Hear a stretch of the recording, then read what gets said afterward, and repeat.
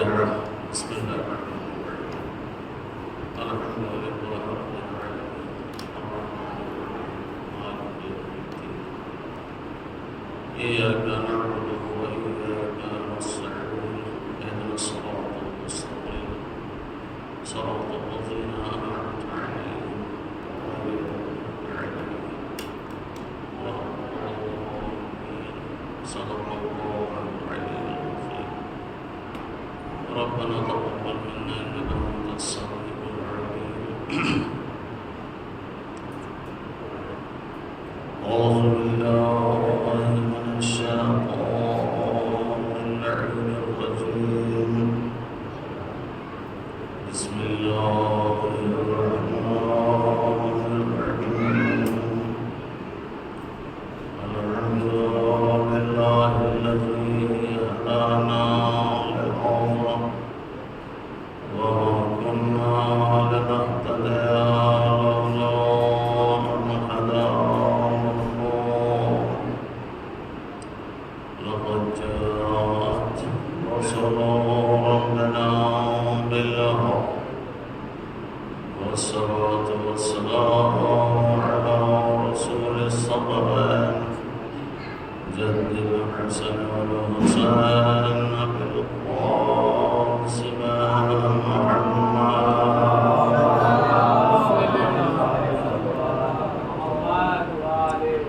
وعلى آل بيت الطيبين الطاهرين المعصومين المظلومين ولعنة الله على أعدائهم أجمعين من ليلنا إلى يوم الدين.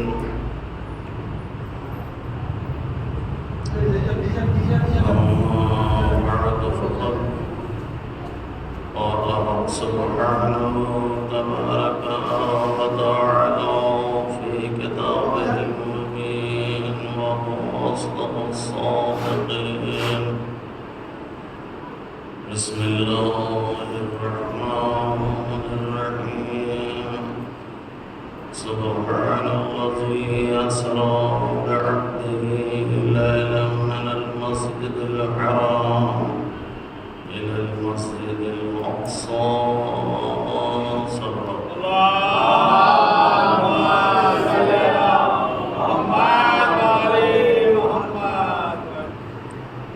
اس سے پہلے کہ آپ بتائیں کہ ایک مرتبہ سورہ العم اور 3 مرتبہ سورہ توحید کی تلاوت فرما کر مرحوم حیدر علی ابن حکیم بیگ، منور علی ابن حیدر علی، دلشاد ابن نوشاد علی، علی حیدر ابن غلام حیدر، ان سب کے لیے آپ سورہ تلاوت کرتے ہی سر فرما. اللهم صل على محمد وآل محمد. اللهم صل على محمد وآل محمد. اللهم صل على محمد وآل محمد. بسم الله الرحمن الرحيم. الحمد لله رب العالمين الرحمن الرحيم مالك يوم الدين. إياك نعبد وإياك نستعين اهدنا الصراط المستقيم صراط الذين أنعمت عليهم غير المغضوب عليهم ولا الضالين. بسم الله الرحمن الرحيم. قل هو الله أحد الله الصمد لم يلد ولم يولد ولم يكن له كفوا أحد. بسم الله الرحمن الرحيم. قل هو الله أحد الله الصمد لم يلد ولم يولد ولم يكن له كفوا أحد. بسم الله الرحمن الرحيم.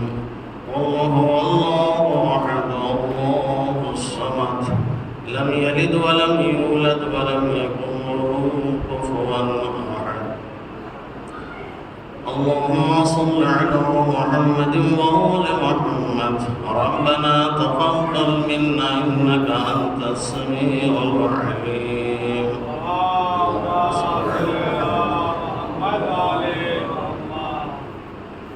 آپ حضرات لیاقت حسین نقوی صاحب اس وقت مریض ہیں، ان کے لیے دعائے صحت اور جلد سے جلد شفا یابی کے لیے دعا فرمائیں کہ خدا بند عالم ان کو صحت کامل واجل عنایت فرمائے. حق زہرا بھی ہے وبعلها ومن يجيب المضطر إذا دعا ويكشف المضطر إذا دعا ويكشف السوء. عليه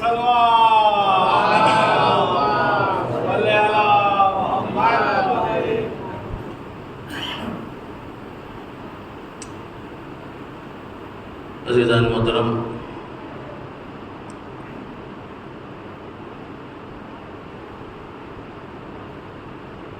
ہماری اور آپ کی جو گفتگو ہو رہی ہے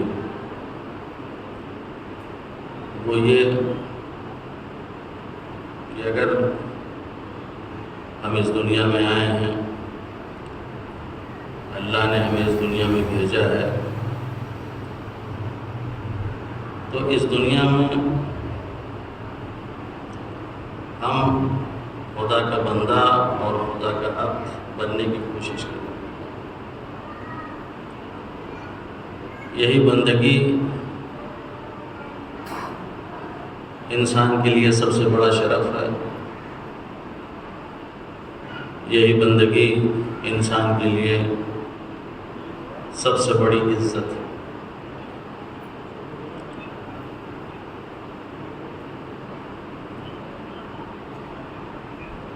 بندگی انسان کے لیے بہت اہم ہے. اسی میں اللہ نے ساری چیزیں رکھی ہیں. عزت اسی میں ہے، شرافت اسی میں ہے، کرامت اسی میں ہے، ساری چیزیں اللہ نے اس میں رکھی. لیکن جو لوگ اس راز سے واقف نہیں ہیں وہ اپنی کامیابی اور اپنی عزت کسی اور چیز میں سمجھتے ہیں. مثلاً کسی اچھے عہدے پر فائز ہو جانا انسان عزت کا سبب سمجھتا ہے. مال و دولت اکٹھا کر لینا انسان عزت اور شرف اپنے لیے سمجھتا ہے. زمین اور جائیداد خرید لینا انسان اپنے لیے عزت سمجھتا ہے. اچھے لباس پہن لینا انسان اس میں عزت تلاش کرتا ہے. ہاتھ میں بہترین مہنگے سے مہنگا موبائل لے لینا انسان اس میں عزت سمجھتا ہے. بہترین گاڑی اور بنگلہ بنوا لینا انسان اس میں اپنے لیے عزت سمجھتا ہے. یہ جتنی بھی دنیاوی چیزیں ہیں ان میں سے کوئی چیز انسان کے پاس آ جاتی ہے تو وہ اسے سبب عزت سمجھتا ہے. یہی ہمارے لیے عزت ہے. اور آج دیکھیں اسی کے لیے انسان دوڑ رہا ہے، اسی کے لیے انسان بھاگ رہا ہے. اسے اچھا لباس چاہیے، اچھی گاڑی چاہیے، اچھا مکان چاہیے، اچھا موبائل چاہیے. یہ ساری چیزیں عزت کا سبب سمجھ کے انسان اس کے لیے کوشش کر رہا ہے. کاش کہ اگر ائمہ اطہار علیہم السلام کے لیے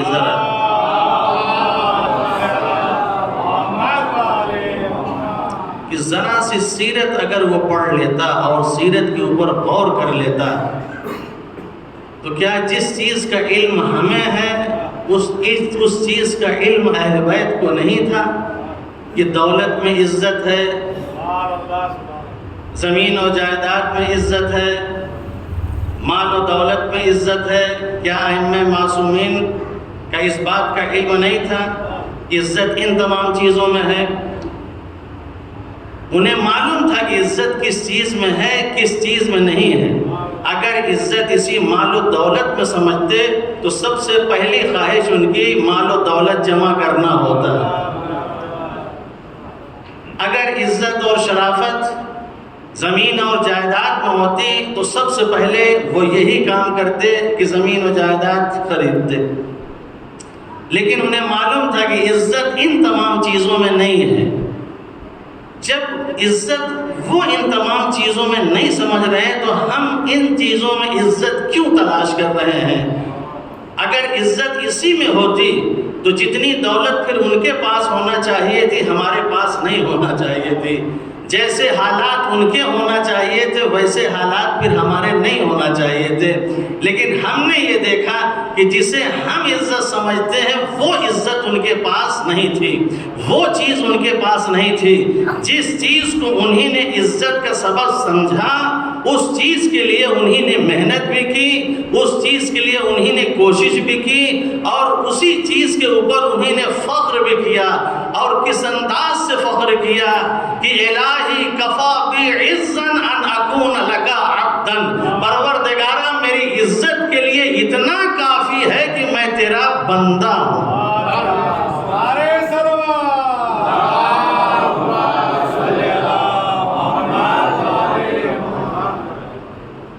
میری عزت عبدیت میں ہے، میری عزت بندگی میں ہے، میری عزت تیری عبادت میں ہے، میری عزت تیری اطاعت میں ہے۔ لہذا ائمہ دہر علیہ السلام نے اپنی پوری زندگی ان تمام چیزوں کے اوپر صرف کی، ان تمام چیزوں کے اوپر اپنی پوری زندگی لگا دی۔ ہم کسی اور چیز کے لیے بھاگ رہے ہیں جہاں عزت ہے ہی نہیں۔ عزت ہمیں یہ ساری چیزیں دیں گے، عزت ہمیں دنیا والے دیں گے، یہ کہیں سے نہیں دے سکتے، اس لیے کہ اگر عزت کہیں ہے، منبع عزت کہیں ہے، خزانہ عزت کہیں ہے تو وہ ہے اللہ کے پاس۔ وَلِلَّهِ الْعِزَّةُ جَمِيعًا۔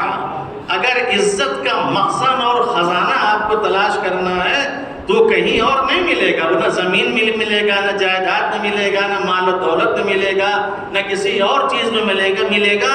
عزت اگر آپ کو ملے گی تو صرف اور صرف ذات خدا کے پاس، اس کے علاوہ کہیں عزت نہیں ہوگی، اس کے علاوہ کہیں اور چیز نہیں ہوگی۔ لہذا مولا نے کیا بتایا؟ عزت کس چیز میں ہے؟ بندگی میں ہے۔ تو اگر ہم اسی علی کو مانتے ہیں، اسی علی کو تسلیم کرتے ہیں، تو پھر جس چیز میں وہ عزت سمجھ رہا ہے اسی میں ہم عزت تلاش کرنے کی کوشش کریں، تبھی تو ہمارا دعویٰ سچا ہوگا کہ ہم علی کو مانتے ہیں، علی کو چاہتے ہیں۔ ورنہ ہم دعویٰ تو کر رہے ہیں، وہ کسی اور چیز میں عزت سمجھ رہے ہیں، ہم کسی اور چیز میں عزت سمجھ رہے ہیں۔ ان کی عزت کہاں ہے؟ بندگی میں۔ بندگی سب سے اہم ہے۔ اگر انسان کو عزت چاہیے، شرف چاہیے، تو وہ خدا کی بندگی کرے۔ بندگی کے لیے بہت سی چیزیں بیان کی گئی ہیں، بہت سے ذریعے ہیں بندگی کے۔ مثلا اس میں ایک عبادت بندگی کا ذریعہ ہے۔ آپ اگر عبادت کریں آپ خدا کی بندگی حاصل کر سکتے ہیں۔ غور و فکر انسان اگر کرے انسان خدا کی بندگی تک پہنچ سکتا ہے۔ خود شناسی اگر انسان اپنے آپ کو پہچانے، اپنی شناخت اگر وہ کرے، ایک انسان خدا تک پہنچ سکتا ہے۔ خدا شناسی اگر انسان خدا کو پہچاننا شروع کرے اور خدا کی معرفت حاصل کرے تو ایک انسان خدا کا بندہ بن سکتا ہے۔ یہ جتنی عبادات ہیں یہ سب بندگی کا ذریعہ ہے، لیکن جہاں اور بہت سی چیزیں ہیں جو بندگی کا ذریعہ ہیں، ان تمام چیزوں میں آج جو ایک چیز بندگی کا بہترین ذریعہ ہے وہ ہے عزاداری۔ وہ ہے عزاداری، یہ بندگی کا بہترین ذریعہ ہے۔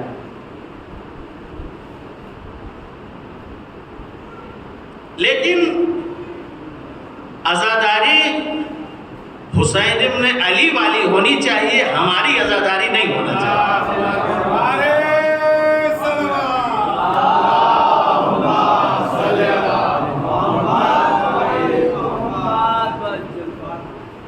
بندگی اسی وقت، لیکن سب سے بڑا ہوتا ہے، سب سے بڑا منصب ہے، وہ کہاں ملے گا ہمیں؟ اس فرش عزا پہ ملے گا، لیکن یہ اس وقت ملے گا جب ہم وہ عزاداری کریں جو امام حسین علیہ السلام والی عزاداری ہے۔ آج وہ عزاداری نہیں ہے، آج جتنی عزاداری ہے سب ہماری، ہمارے گھر کی مجلس ہے، ہمارے گھر کا تبرک ہے، ہماری انجمن ہے، ہمارا یہ ہے، ساری چیزیں سب ہمارا، امام حسین علیہ السلام کی کچھ نہیں رہا۔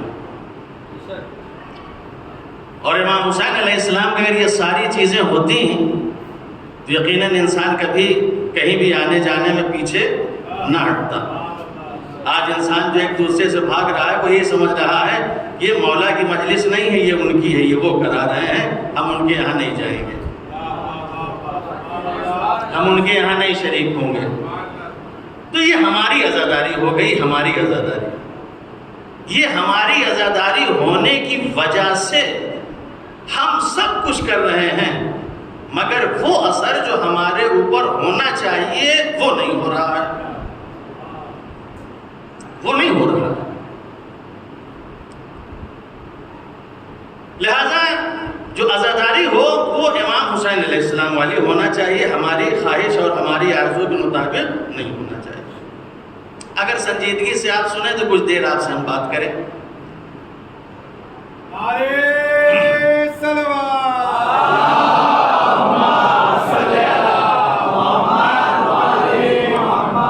آج وقت بھی کم ہے اور ابھی ایک دوسری جگہ جانا بھی ہے، آپ لوگ جتنے بھی ہیں ایک سنجیدہ گفتگو آپ سے، اور یہ بہت بڑی ضرورت ہے ہماری، اس کے اوپر ہم سب کو توجہ دینا ہے، ہم سب کو فکر کرنا ہے، تبھی جا کے ہم اس فرش عزا سے بندگی حاصل کر سکتے ہیں۔ اور اگر اس معیار کی نہیں ہوگی تو کبھی بھی ہم بندگی نہیں حاصل کر سکتے۔ اس بندگی کے لیے جو ہماری یہ مجلسیں ہوتی ہیں، ان مجلسوں کے لیے کچھ چیزیں ضروری ہیں، کچھ چیزیں ضروری ہیں۔ مثلا کوئی بھی چیز ہو وہ جب وجود میں آتی ہے تو کچھ چیزوں سے، چند چیزوں سے مل کے بنتی ہے، تب جا کے وہ چیز وجود میں آتی ہے۔ یہ جو مجلسیں ہماری ہیں یہ بھی جب چند چیزوں سے ملتی ہیں، کچھ چیزوں کا اس میں شمولیت اور دخل ہوتا ہے، تب جا کے یہ ہماری مجلس بنتی ہے۔ تو اگر مجلس کے آپ ارکان کو دیکھیے تو مجلس کے ہمارے سب سے اہم جو رکن ہیں وہ تین ہیں۔ سب سے پہلا رکن ہے بانی مجلس، سب سے پہلا بانی مجلس، اور دوسرا رکن ہے جو اس منبر پہ آتا ہے،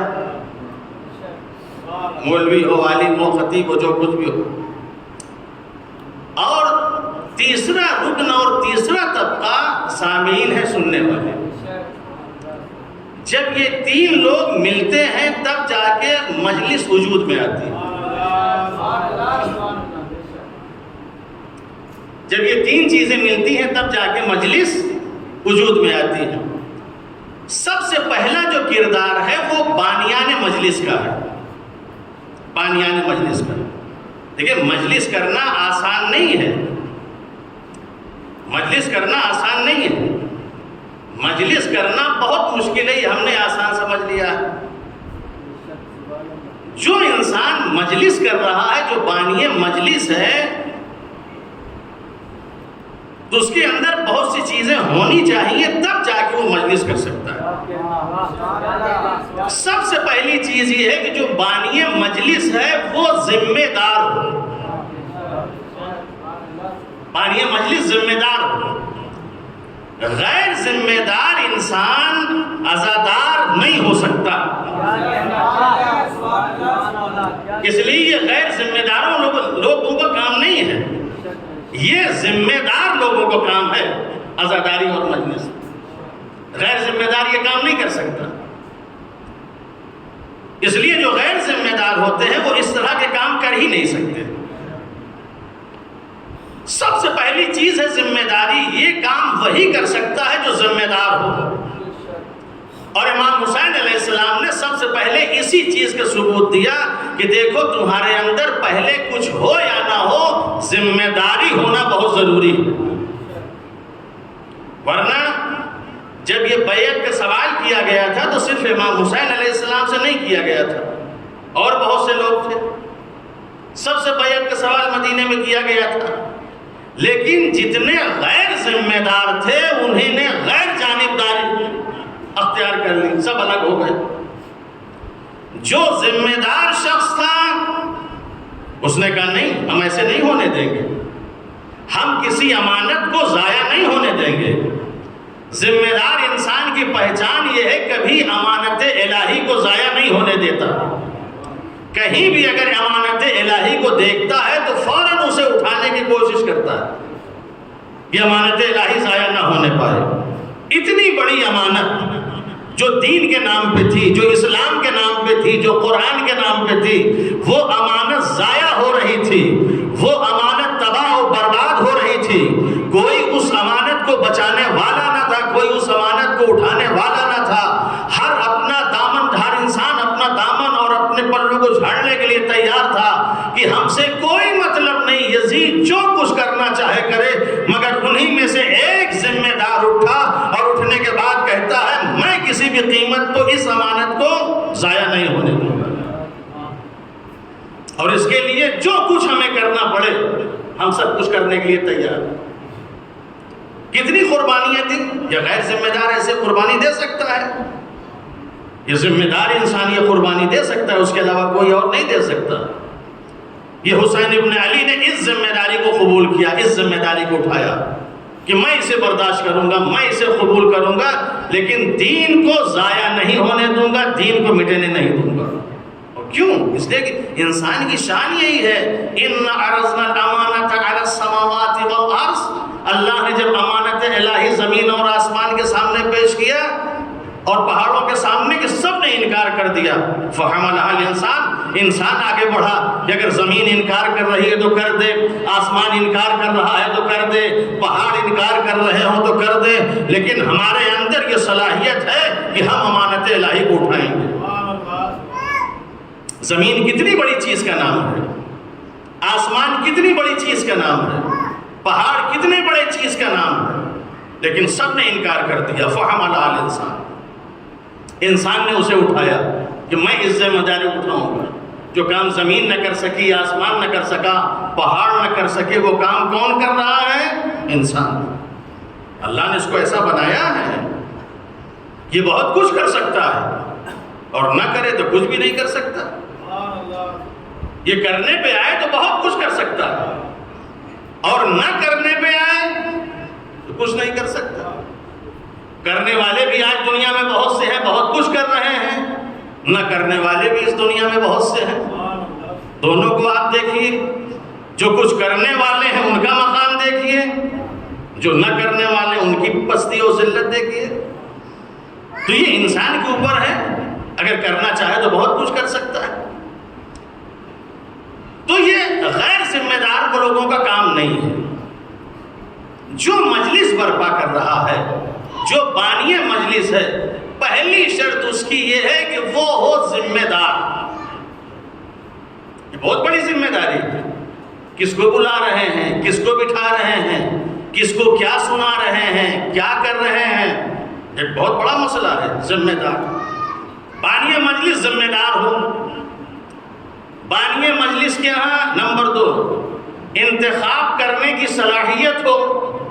کسے انتخاب کر رہا ہے،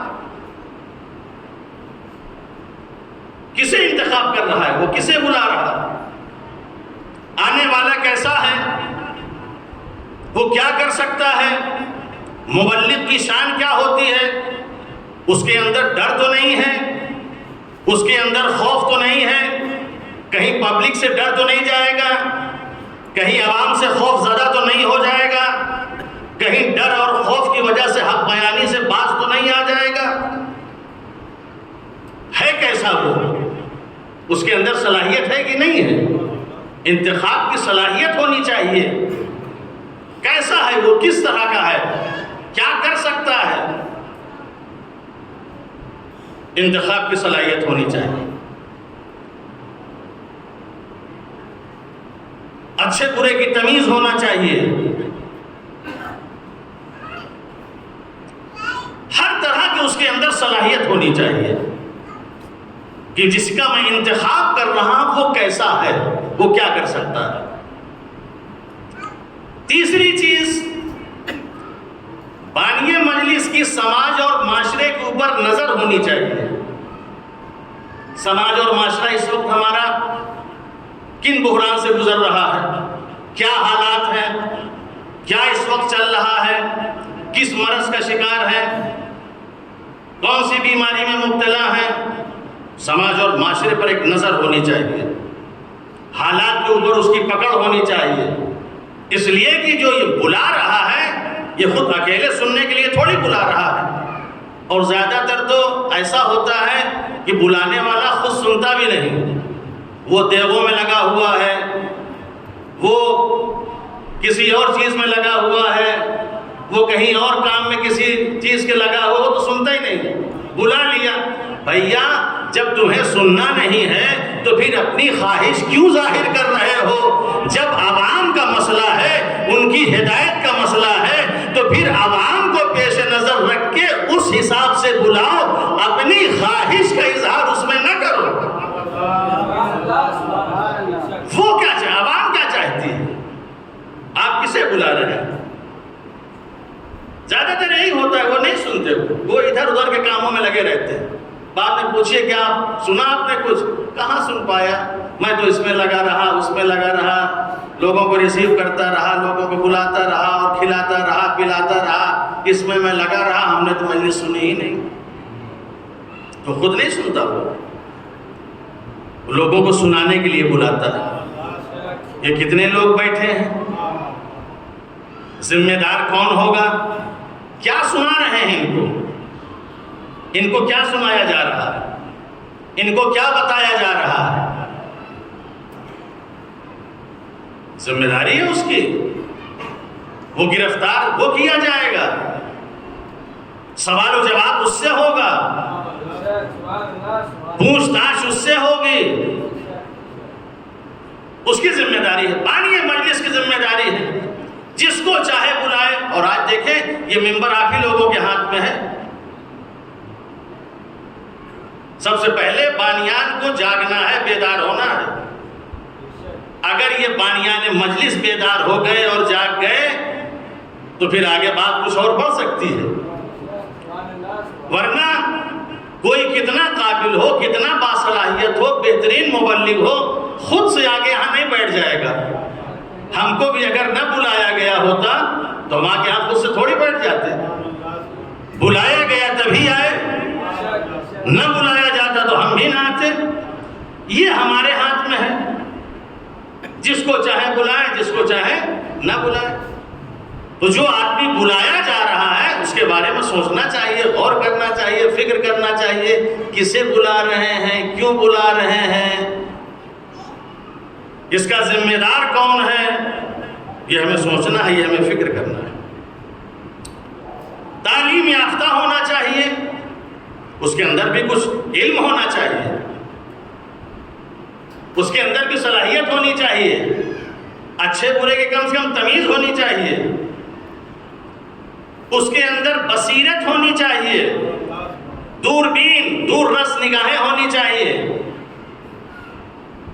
صرف بصارت کافی نہیں ہے کہ دیکھ لیا اچھے لگ رہے ہیں، ٹھیک ٹھاک ہیں، ان کو بلا لیں، نہ، یہ بصارت سے کام نہ لیں، بصیرت سے کام لیں۔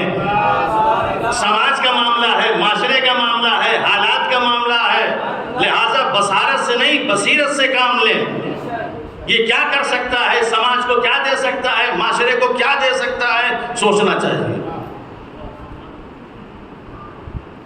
مومنین قرآن کہتا ہے، مومنین کی شان یہ ہے کہ مومنین جب کوئی کام کرتے ہیں تو آپس میں رائے مشورہ کرتے ہیں. جب رائے مشورے کے ذریعے کوئی کام ہوتا ہے تو اس میں خرابی نہیں ہوتی، اور اگر کچھ ہو جائے تو غفور الرحیم. یہ قرآن کی آیت، اللہ بخشنے والا ہے، اللہ معاف کرنے والا ہے. یعنی اتنی رائے اور اتنے مشوروں کے بعد بھی اگر ذرا سا ادھر ادھر ہو گئے تو اللہ غفور الرحیم ہے، معاف کرنے والا ہے، وہ بخشنے والا ہے، وہ سب کچھ ہے. رائے اور مشورہ ضروری ہے.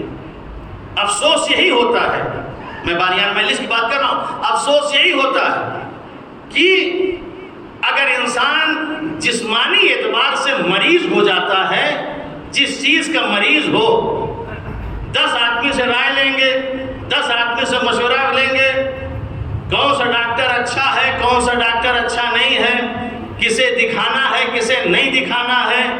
جب تک معلومات نہیں کر لیں گے، اچھے ڈاکٹر کا انتخاب نہیں کر لیں گے، تب تک ایک جسمانی مریض کو اس کے پاس نہیں لے جائیں گے، اس کا علاج نہیں کروائیں گے. حالانکہ جو یہ مریض ہے صرف ایک آدمی مریض ہے، یہ چاہے بچ جائے یہ چاہے چلا جائے، ایک مریض ہے. بچے گا تو یہ بچے گا، جائے تو یہی جائے گا. لیکن جہاں انسان روحانی مریض ہو، روحانی مریض ہو، وہاں انسان کو کتنا مشورہ کرنا چاہیے، رائے لینی چاہیے، تحقیقات کرنی چاہیے، معلومات کرنی چاہیے. اس لیے کہ ہم اسے بلا رہے ہیں جو روحانی علاج کرنے والا آ رہا ہے، جو روحانی علاج کرنے والا آ رہا ہے. اور یہ روحانی علاج کرنے والا ایسا ہونا چاہیے جو روحانی اعتبار سے لوگوں کو ٹھیک کر دے. ورنہ ایک انسان اگر روحانی اعتبار سے مریض ہوگا تو اپنے لپیٹ میں نہ جانے کتنے لوگوں کو لے لے گا.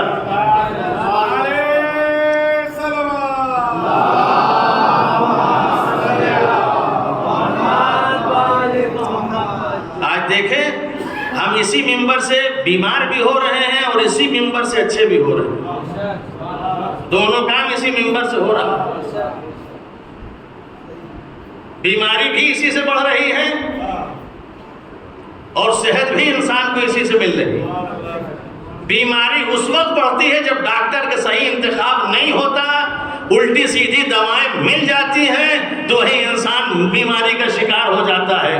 لیکن یہاں سے جب صحیح دوا اور صحیح انجیکشن مل جاتا ہے تو روحانی مریض جو انسان جس میں مبتلا ہے وہ انسان صحیح ہو جاتا ہے. تو یہیں سے انسان اچھا بھی ہوتا ہے، یہیں سے انسان برا بھی ہوتا ہے. آج ہمارے پاس کوئی اور جگہ نہیں ہے. خدا کے لیے کسی اور چیز کے بارے میں سوچئے یا نہ سوچئے، مگر اس منبر پر آنے والوں کے بارے میں ضرور سوچئے کہ ہم ذمہ دار ہیں، بلانے والے ہم ہیں. ہم کسے بلا رہے ہیں؟ آنے والا ایسا تو نہیں ہے کہ جو ہمیں مریض کر کے چلا جائے گا، یا آنے والا ایسا ہے جو ہمیں صحت دے کے جائے گا.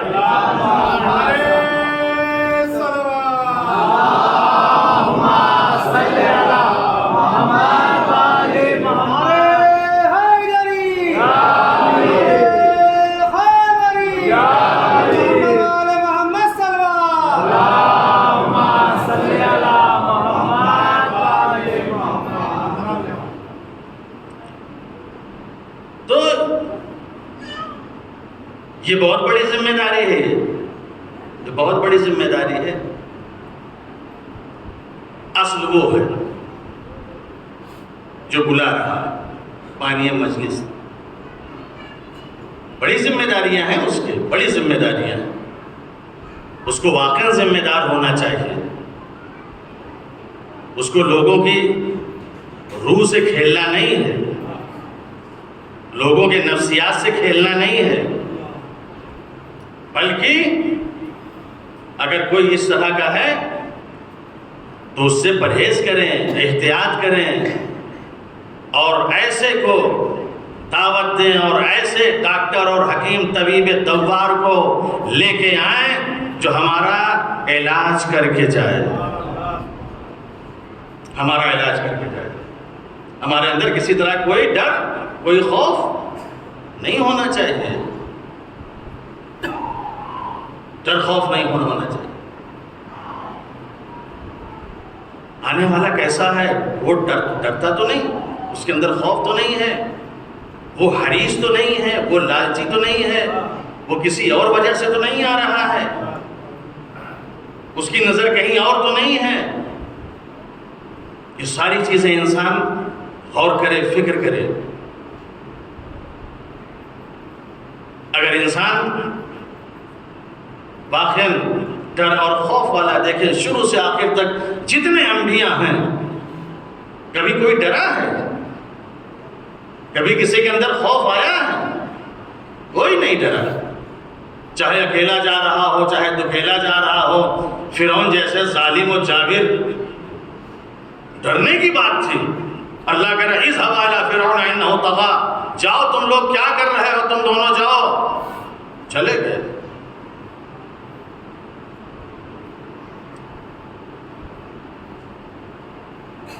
ایک ظالم جابر کے سامنے ڈر خوف نہیں ہے۔ کیوں ڈرنا، کیوں خوف کھانا؟ عزاداری کر رہے ہیں تو عزاداری کا مطلب ہی یہی ہے کہ جو کچھ ہو دینے کے لیے تیار رہے۔ پھر آپ ورنہ عزادار کیسے، کس بات کے عزادار؟ عزادار میں تو ہر کچھ، عزاداری میں ہر چیز دی جا سکتی ہے، ہر چیز کے لیے انسان کو تیار رہنا چاہیے۔ مال ہو، دولت ہو، اولاد ہو، جب خود اپنی جان ہو، جو کچھ بھی ہو، اس کے لیے انسان کو آمادہ ہونا ہے، اس کے لیے انسان کو تیار ہونا ہے، تبھی جا کے ایک انسان بہترین عزادار بن سکتا ہے۔ یہ ذمہ داری ایک بانی مجلس کی، ذمہ دار ہو، اس کے اندر انتخاب کی صلاحیت ہو، تعلیم یافتہ ہو، بصیرت ہو، سماج اور معاشرے پر اس کی نظر ہو، یہ تمام چیزیں انسان کے اندر ہونا چاہیے۔ اور وہ انتخاب ایسا ہونا چاہیے کہ جو سامنے والا آ رہا ہے وہ بہترین مبلغ ہو، جو بغیر کسی ڈر خوف کے دین اور اسلام کی باتیں آرام سے پہنچاتا ہے۔ کیوں ڈرنا، واقعا کیوں ڈرنا؟ اگر ہم عزاداری اور یہ کربلا صحیح طریقے سے اگر ہم کو معلوم ہوتی تو کبھی ہم ڈرتے نہ، کبھی ہم گھبراتے نہ، کبھی ہمیں کسی طرح کی کوئی لالچ، کوئی یہ نہ ہوتی۔ لیکن یہ ڈر خوف ہمیں مارے ڈال رہا ہے، ہمیں مارے ڈال رہا ہے۔ ہم حقیقت بیانی سے کام نہیں لے پا رہے ہیں، کام نہیں لے پا رہے۔ کربلا آپ دیکھیے،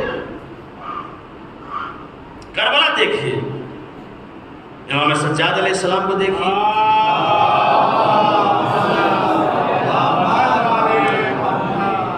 جناب زینب سلام اللہ علیہ کو دیکھیے،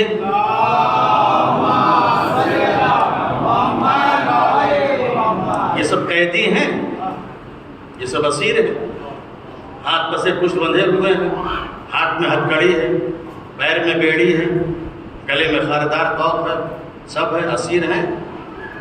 ایک اسیر کو کتنا ڈرنا چاہیے، ایک قیدی کو کتنا کے اندر کتنا ڈر ہونا چاہیے، کتنا خوف ہونا چاہیے۔ کہیں ڈر آپ کو نظر آیا کربلا سے لے کے شام تک؟ چاہے ابن زیاد کا دربار رہا ہو، چاہے یزید کا دربار رہا ہو، کوئی ڈرا؟ یہ تو امام تھے، جناب زینب سلام اللہ علیہ ڈری، ان کے اندر ڈر آیا؟ ڈر ان کے اندر تھا، خوف ان کے اندر تھا؟ نہیں، نہ ان کے اندر ڈر تھا، نہ ان کے اندر خوف تھا۔ جبکہ ایک قیدی کے اندر ڈر بھی ہونا چاہیے تھا، ایک قیدی کے اندر خوف بھی ہونا چاہیے تھا، لیکن نہ ان کے پاس ڈر تھا، نہ ان کے پاس خوف تھا۔ ڈر تھا نہ خوف تھا۔ امام سجاد علیہ السلام نے ہتھکڑی پہن کے، بیڑی پہن کے، گلے میں خاردار طوق پہن کے کہا دیکھو میں یہ ساری چیزیں پہنے ہوئے ہوں، لیکن اس پہننے کے بعد بھی یہ مجھ کو اس نے اسیر تو بنا لیا، مگر میری زبان کو یہ اسیر نہ کر سکا، میری زبان کو یہ اسیر نہ کر سکا۔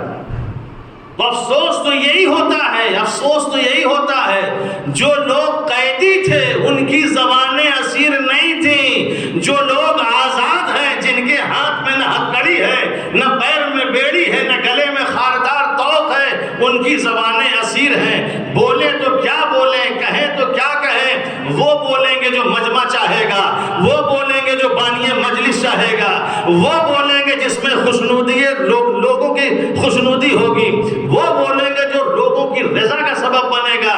یہ وہ زبانیں ہیں جو انسان آزاد ہونے کے بعد اپنی زبان کو اسیر کیے ہوئے ہیں۔ امام یہی تو کہنا چاہتے ہیں کہ جب میں قیدی بن کے میری زبان آزاد ہو سکتی ہے تو تم آزاد ہو کے کیوں اسیر ہوئے ہو؟ تم تو آزاد ہو، آزاد ہو، تم بولو جو چاہے بولنا۔ زبانیں ہماری اسیر ہیں، ان کی زبانیں تلوار کی طرح چل رہی تھیں ابن زیاد اور یزید کے دربار میں۔ ہماری زبانیں خوشنودی میں چلتی، ہماری زبانیں خوش کرنے کے لیے صرف چلتی، وہ زبان نہیں چلتی جو زبان چلنی چاہیے، وہ زبان نہیں چلتی جو چلنی چاہیے۔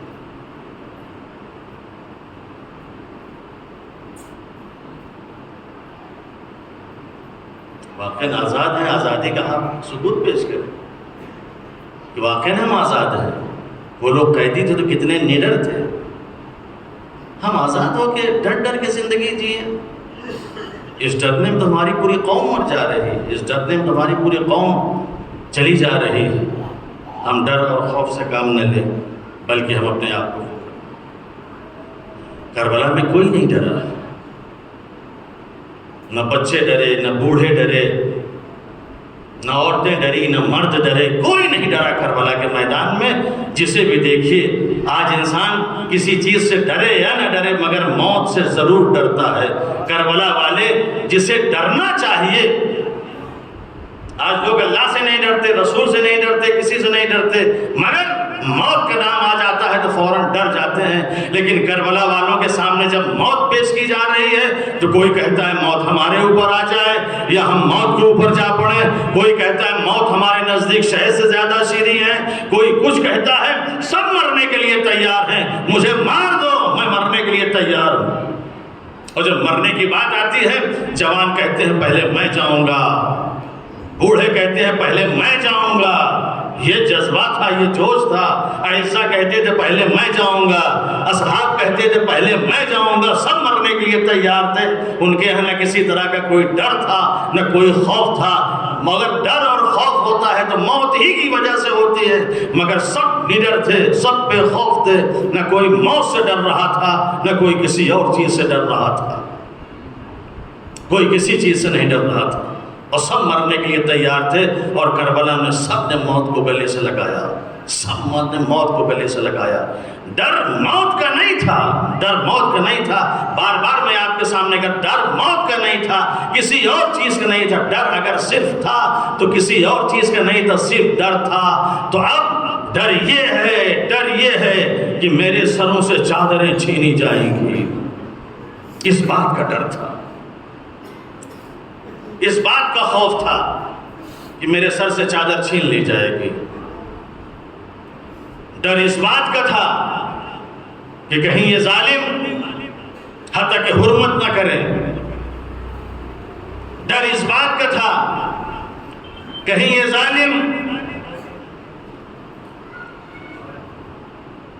ہماری ندا کو نہ چھینے، اس بات کا ڈر تھا، صرف اور کسی چیز کا ڈر نہیں تھا۔ لیکن عزیزوں، یہ بیویاں جنہیں اپنے پردے کا ڈر تھا، جنہیں اپنے حجاب کا ڈر تھا، یہ چادریں چھین لی جائیں گی، یہ حجاب کا ہمارا حساب کتاب نہ رہے گا، عزیزوں وہی ڈر جو ان کو لگا ہوا تھا امام حسین علیہ السلام کی شہادت کے بعد وہی چیزیں پیش آئیں۔ خیموں میں آگ لگائی جاتی ہے، بیویوں کے سروں سے چادریں چھینی جاتی ہیں، اور یہ چادر چھیننے کے بعد ان بیویوں کو کربلا سے کوفہ سے شام دیار بدیار پھرایا جاتا ہے، ان بیویوں کو اسیر کر کے دیار بدیار لے جایا جاتا ہے۔ صرف اسی بات کا غم تھا اور اسی بات کا ڈر تھا جو کربلا کے میدان کے بعد یہ ساری چیزیں وجود میں آئیں۔ ہمیشہ اسی چیز کے لیے روتے رہے، ہمیشہ اسی چیز کے لیے گریہ کرتے رہے۔ کربلا سے کربلا میں جتنے بھی تھے، چھوٹے سے لے کے بڑے تک، عزیزوں اسی چیز کے لیے پریشان تھے، چاہے جناب سکینہ ہو، چاہے رقیہ ہو، چاہے جناب زینب ہو، چاہے ام کلثوم ہو،